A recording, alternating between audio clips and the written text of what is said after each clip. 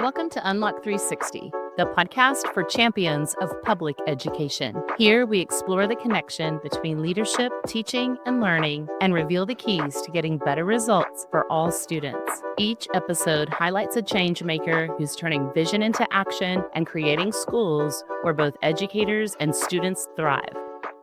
Hey, and welcome back, everyone. I'm your host, Wendy York Davoud, and joining us today is Dr. Joseph S. Piccirillo from Newton Public Schools. He is the superintendent of Newton Public Schools in New Jersey, and guess what? Another first for you today, our first guest from the state of New Jersey. Welcome, Joseph. Woohoo, New Jersey. Thank you so much, Wendy. It's a real honor to be with you, and I'm looking forward to our conversation. Yes, okay. Thank you for being here. Same. And would you please just kick us off with a brief, 30 to 60-second introduction of yourself? Sure. My name is Joseph Piccirillo. I am Superintendent Newton, as you know. It's in northern New Jersey. I started my career in New York City as a high school music and theater teacher. Found my way across the river into New Jersey. I was raised in New Jersey, so it was a bit of a homecoming for me, and had the pleasure of working in several different districts. Most recently, I was in Hopakon as superintendent right before coming to Newton, and I've been here going into my fifth school year here in Newton, which is just a beautiful community, the county seat in Sussex County, and just so much great stuff to talk about with our district. So, Yeah, okay. And Joseph, I have to say, I think you may be the first superintendent I've met with a background in music. that is so interesting. I often am told that. Okay. I think it actually makes a lot of sense, but we could talk about that more later on. But as a musician, because I worked as a musician for years, um, there's a creativity that is embedded as a musician naturally, right? And so much of this job is creative work. And there's this bit of improvisation. There's this bit Oh, of yeah. owning the stage and collaborating with other musicians and actors. That is all part of the work that we do. So I don't want to talk too much about it necessarily, but I really see it as a natural progression. Yeah. I hadn't thought of that, but look at all of those analogies and ways in which the two relate. Yeah, that's really interesting. So tell us what inspired you, like, to go into education. What inspired you? Well, I think there's something that is not so unique for I was a good student in high school. I liked nearly every academic area. Was just very curious, and I found myself trying to figure out what the heck it was that I wanted to do. And I think it's natural for students that really like school to think, well, I might just keep doing the school thing. And Yeah. so I think it was natural for me to want to be an educator. Um, I went into music education, as I referenced kind of before. Um, but I think as I reflect back on it, what most interests me about education is this like fire that you get when you learn something new. And it's almost like it's like there's some truth there, and so a new piece of learning kind of pulls the veil just slightly to see, and you say, what is that I just kind of glimpsed at? And it burns in you, and it makes you just Yeah. want to learn more and more. And so I initially, as a musician, felt that sense of I refer to the true, the good, and the beautiful, but that sense of the true, the good, and the beautiful, it seems so easy to make that connection in music because every time you're making music, you feel like you're creating something beautiful. At least I think you ought to feel like that.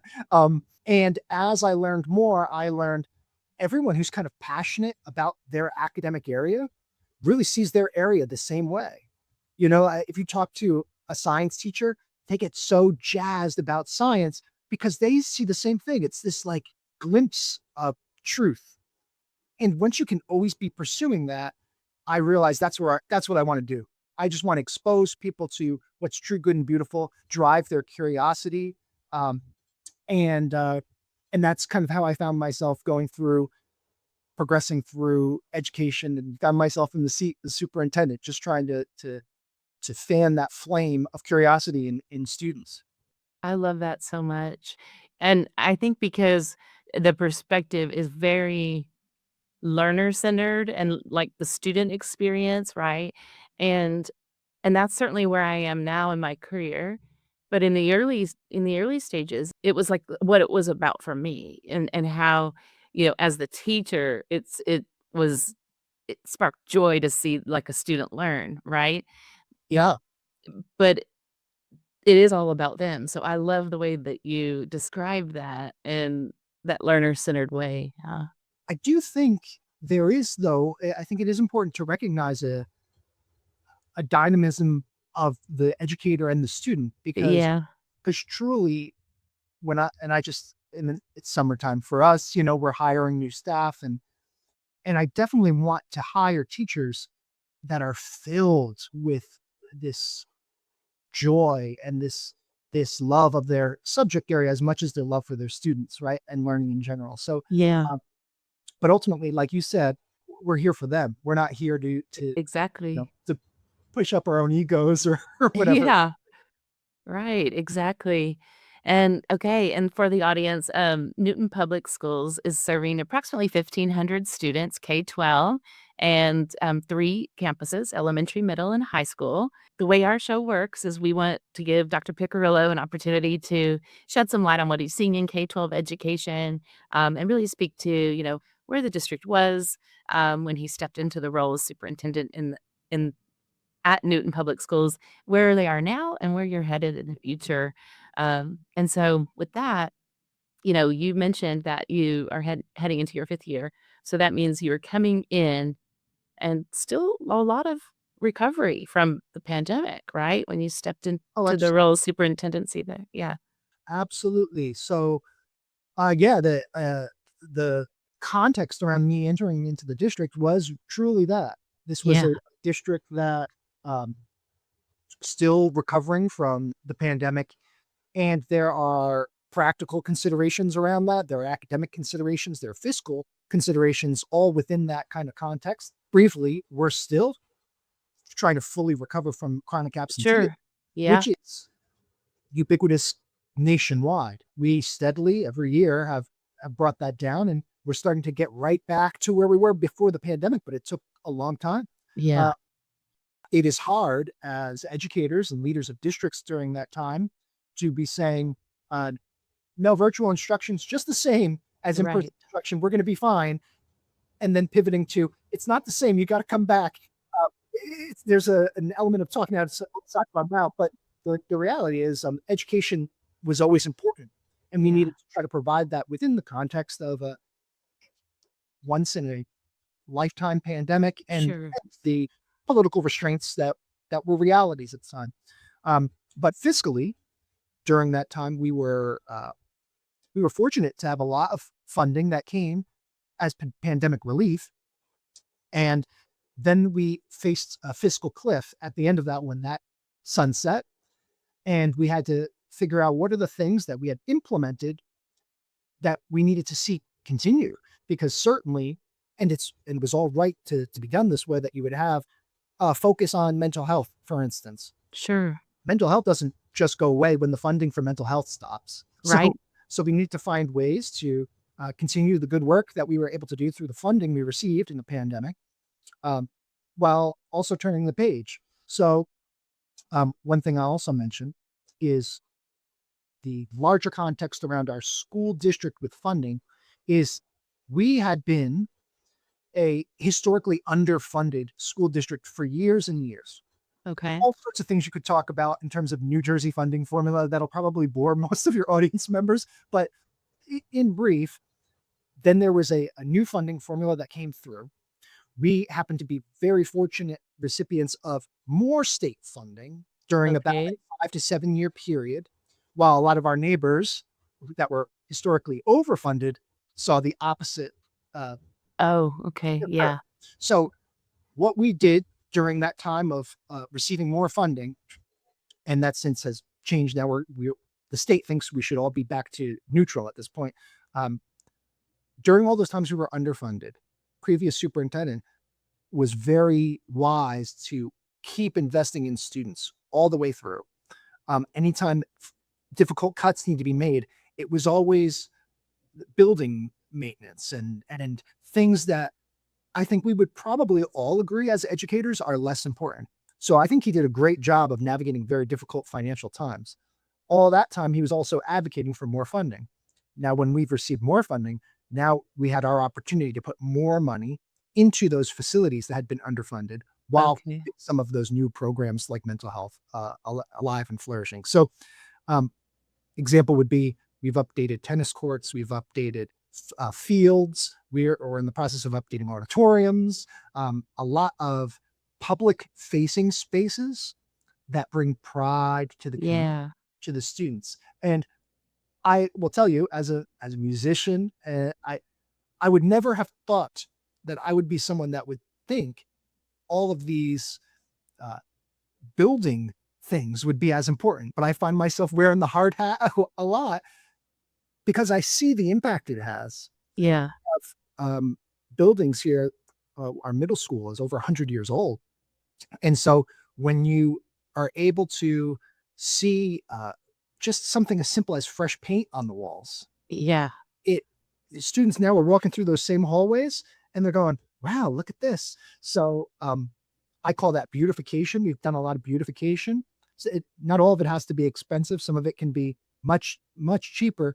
And we're trying to also use some of those funds to build community connections. So we've done a new app so that we can reach parents in the way Okay. that our parents now like to be reached. We have Yeah. a website. We have promotional videos that are 2 minutes long so that people quickly can see beautiful images of our kids and our campus, and they can feel the pride that we hope to foster. And I don't need to tell your audience, but when people feel pride coming into school, one, they come to school. Yeah. Two, they're more capacious for learning, and a buzz builds in the community where now you Yeah. have your senior citizens that might not have really had any connection to the schools go, I just saw something come across Facebook because they're all over Facebook. I saw a beautiful video of the students. I'm going to go see that musical they're putting on. And then you start to get them into these spaces and we're able to do what we've always wanted to do, serve our community and our students and make them feel proud of their schools. Um, I never want someone to say, where do your kids go to school? And they go, uh, you know, we go to Newton, but we really just have only been there for a couple of years. It's like, no, I want people to say, we go to Newton. And Yeah. I want them to point to the avenue banners we have outside. And I want them to point to these are the things that people should feel. So anyway, that I soapboxed a little, but there's some thoughts. No, I love it. Yeah, and I think that is very true. And I understand that you are a very high performing district. Is that correct? I would say so. Yes, we certainly over the last several years post pandemic, we've seen steady increases in each of those years.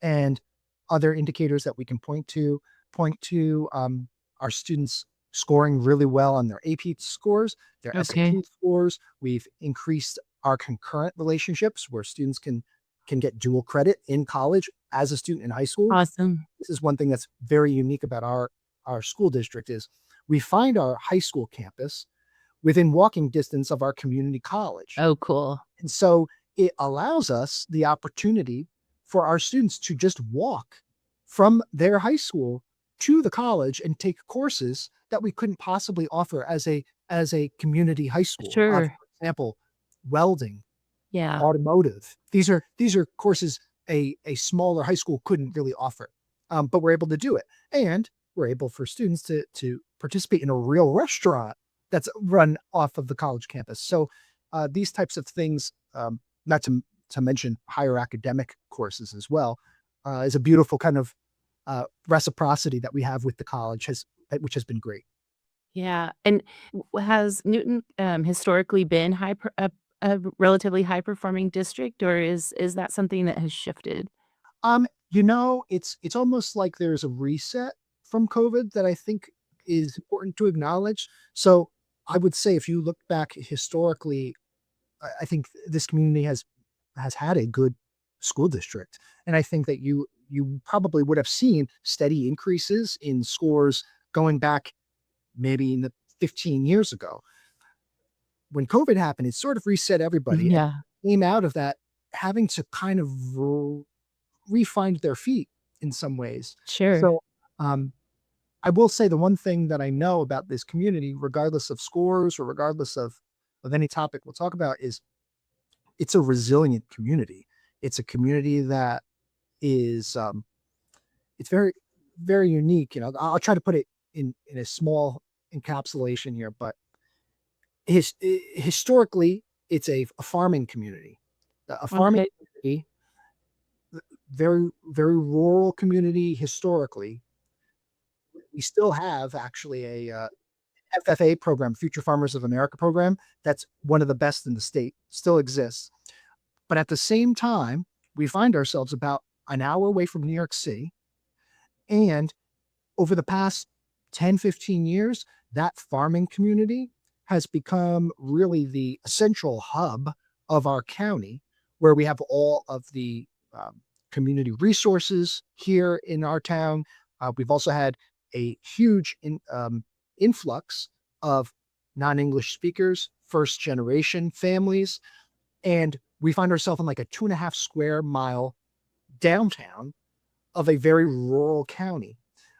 So it's this mix of the old and the new, the this sense of tradition with this sense of progress, all kind of finding a beautiful tapestry that to me represents America. It's That's sure. nostalgic about the 250th anniversary, but it's all here in our small little town. And so I think it's, as I mentioned before, the FFA program. I In the same breath, I can also mention that our FBLA program, Future Business Leaders of America, is Okay. also nationally ranked. Our middle school just finished first in the country. So Wow. you have FFA, the farmers, with the business folks representing our rural area an hour away from New York City. So Wow. it's so unique, and it's what gets me very enthusiastic and excited about our town. Yeah, and the passion and enthusiasm just shines right through. Yeah, it sounds really cool. I'm gonna have to go visit. So tell us about your vision. What is it that Newton Public Schools is really trying to accomplish? Where are you focusing your energy and direction?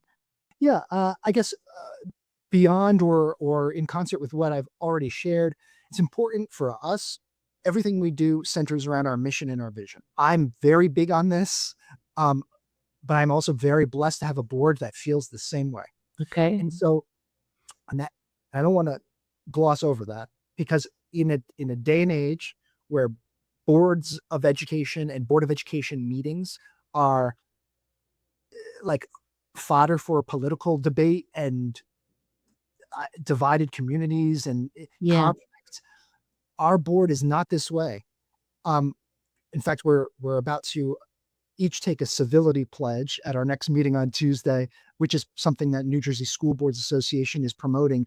And it's just back to mission and vision. Our board always reads the mission and vision of our school district before every meeting, and so it provides the lens through which we have our sometimes difficult conversations, but they're all through the lens of mission vision, Yeah. namely that we prioritize a understanding and acknowledgement of the unique inherent dignity of every single student. It's a hard stop. There is no negotiating that. Too often, I think educators, and maybe this is because of convenience, we compartmentalize students into these students and those students and this group and that group. And then we start to create algorithms and report on these groups. I don't mean to say that there couldn't be merit to that. Certainly there could be. But at the end, I have 1,500 individual persons, whole Right. persons with hopes and desires and things they're good at and things they struggle with. And they have parents and they have siblings and they have a whole life background. They're human beings. They're Yeah. not a number to me, you know? Yeah. Um, and they're not a number to certainly to their family or to the people that love them. And so for me, I would like to be able to say to a parent, I'm a dad, and I go home, I'm a dad, I got 3 kids. I want to go to those parents. I want to look them in the eye and say, I'm here for your child. I'm not, I don't know. Sometimes people think in their minds what a superintendent is. And I can't tell you what every superintendent's like. I can only tell you what I'm like. Sometimes people say, oh, they might be like an aloof politician that doesn't really know what's happening in the community.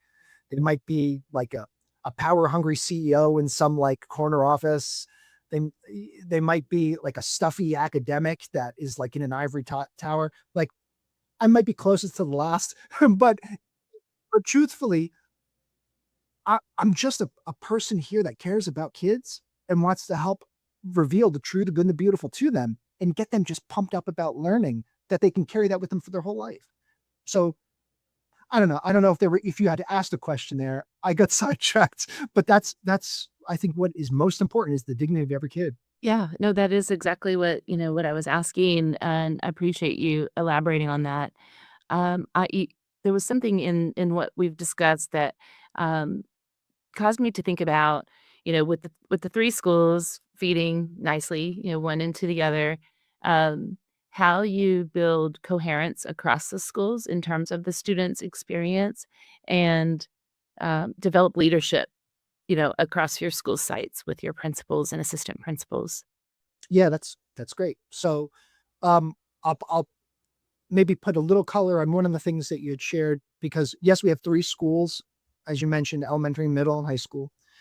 We also have a preschool that runs out of that elementary, and we have Okay. different community partners that work with us in preschool. So some of our preschoolers will go to our elementary, and some of our preschoolers come from neighboring preschool sites, Okay. which presents its own complexities Sure. to the question you've asked. Yeah. And we have 2 neighboring communities, Andover and Greene, and those are K through 8 school districts that feed into our high school for high school. Okay. Alright. So it's and those are far more rural communities compared to our more quote unquote urban-ish area within a rural community. So when answering your question, we have yes this vertical articulation we have to do within our pre-K through 12 district Yeah. and this kind of horizontal conversations that are ongoing. How do we do that? We happen to have a very vibrant, we call it the Tri District. We call ourselves the Tri District, Newton with Andover and Greene feeding into us. And we meet as boards of education and subcommittees to do that articulation. Um, we have a subcommittee in curriculum that we go through. I work with those superintendents to find out what their students are learning and how can we work together with them. And then we'll have different events.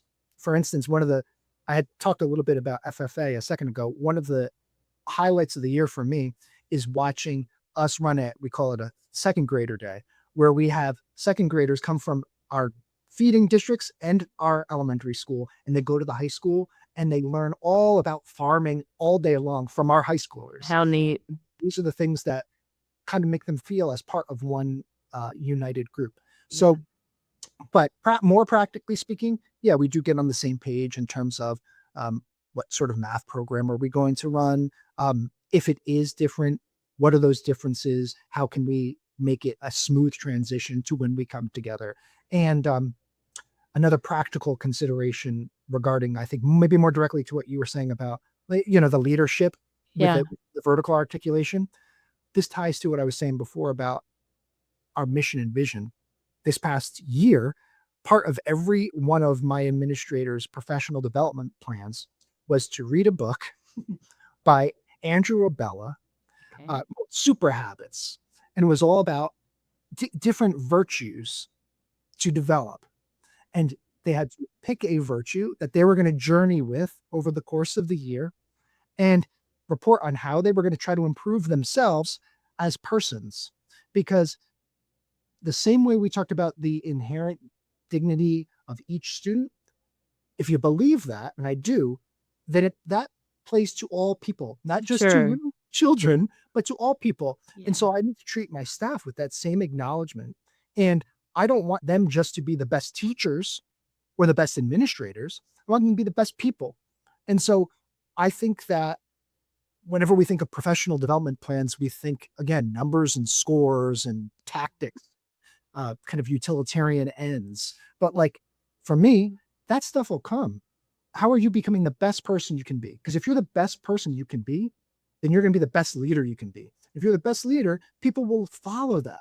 And then we will get to the ends, but let's focus on what our real end is, which is over 100 years. So many times people have asked, and this has been a research by many researchers. They ask educators, what's the most important thing you do? They never talk about curriculum. They talk about standards. They talk about our role in raising good people. Yeah. But we never really define what that looks like or how to do that. And so back to the question, it's like, let's pick a virtue, let's develop it individually for ourselves. And let's see how that makes us better people to raise better children. So Yeah. Yeah, sure. Okay. That's wonderful. And as you look to the future, where is Newton heading? What's next? what's next? Well, I think one of the things, and this will sound a little bit broken recordy for me, um, AI is something we haven't talked about yet. That's right. Yeah. There, I came aboard kind of right at the advent of AI. I remember when I first heard about Chat GPT and went like, "What the heck is that?" Yeah. Here we are, and it's become like so easily a part of our kind of everyday nomenclature, right? So, um, what does the future look like? I think is a question we all want to kind of answer, and it drives so much of the conversations we have in education, but also in society. But I feel like, and I'm not unique in this, if we're always trying to prepare students for the future, we're always playing behind because we could teach students all about AI. By the time they graduate, that's going to change. Yeah. Meeting with all of our local business leaders at the end of the year, this past year, and I asked one of our business leaders, "How can we prepare students with technology?" And just don't. he's like, I will teach them the technology they need to learn when they get here. And this was a person from a technological, like a big tech company. Interesting. Okay. But what I can't teach them, or what will be too late if they haven't learned it, is how to come on time to work, how to be, how to have like a learner's mentality, being receptive to feedback, being responsible. All of these things. He's like, teach them that, because then when I get them, I'll be able to teach them the latest technology. And that's not to say we're not going to teach technology. Of Of course we will. course. But I think if you're always trying to prepare students for the future, you're always going to feel behind, and you will be. Um, but virtue habituation, that's going to always be true. Yeah, I could not agree more. And, one of my colleagues, he and I are always chatting about this, and one of his things is, we need to stop calling those soft skills because there's really nothing soft about them, and they're what make, good humans and strong character, right? I love that you said that. I agree. Yeah, it seems to make it seem less important Right. when it isn't. Exactly. Yeah. Very, very important. And yeah, there are a lot of folks that struggle with those basic things, right? Yeah, and they will continue to struggle if we don't lean into recognizing our role. Not, and we're not the only. I don't want to make it sound like we're the only ones that care. Sure. Certainly, their families and their communities and social groups and religious communities and anything that they might be a part of play important roles in that. But we cannot just leave it as a, oh, that'll happen kind of naturally. Yeah. It won't just happen naturally. And we should embrace it because it should bring joy to us too, instead of just, these kids, they don't. Well, look, I didn't get into education to just grumble about these kids all day. Yeah. And the more I grumble about these kids, the more it's a reflection on me, right? So true. So let's love these kids, and let's recognize our role in shaping them. Yeah.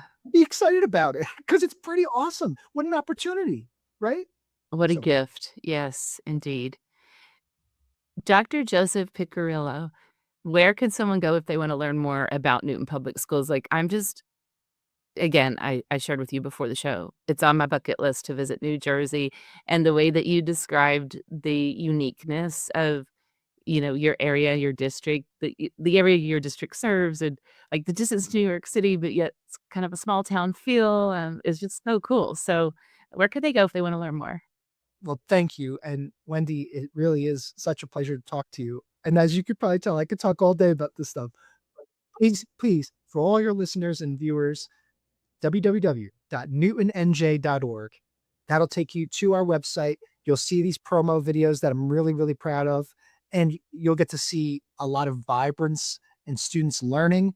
And hopefully you get the sense, it's the sense that we hope to just exude, that we care about kids and that we honor their dignity. And hopefully that just jumps off the webpage.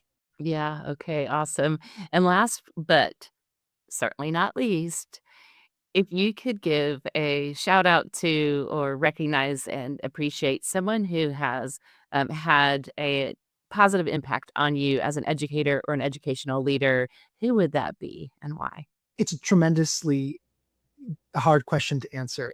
So I believe that teachers come in all forms, not just maybe the professor you have, although I've had many great ones, or parents, and I love my parents. Um, but I've learned probably more about myself and about education from my oldest son than from anyone. He has a rare intellectual disability that it's called DESH, DESSH, Okay. and um, it you it's one thing to think you know everything about education. Certainly, I've taken a lot of courses and read a lot of books. Yeah. It's another thing to be presented to with challenges as a parent. And you start to question and, boy, I thought I knew how to handle whatever it might be. Um, but I will say my capacity to love has increased tremendously from having a student, with disabilities living in my home, and my capacity to care about, our students here in Newton and to empathize with parents that feel like that they're end of their rope. Um, I wouldn't be able to approximate that. I would be a fraud. I would feel like a fraud if I hadn't lived this life with my oldest son, Leo. So I'll say for sure he has been a profound teacher in my life. I love that so much, Leo. And now I have something new to learn. I'm very curious about Dash and how it may impact your son and other students. Well, So yeah, thank you. Well, and thank you for being here on our show today. thank you. It's a pleasure. Yeah, that's a wrap, everyone. Until next time. Thank you for joining us on Unlock 360. If this conversation sparked new thinking, share it with a colleague and keep the dialogue going in your school district. Public education is complex work, and progress happens when leadership and teaching move together. I'm Wendy York Davoud. Until next time, keep building the systems that unlock what's possible, because strong leadership drives deeper learning.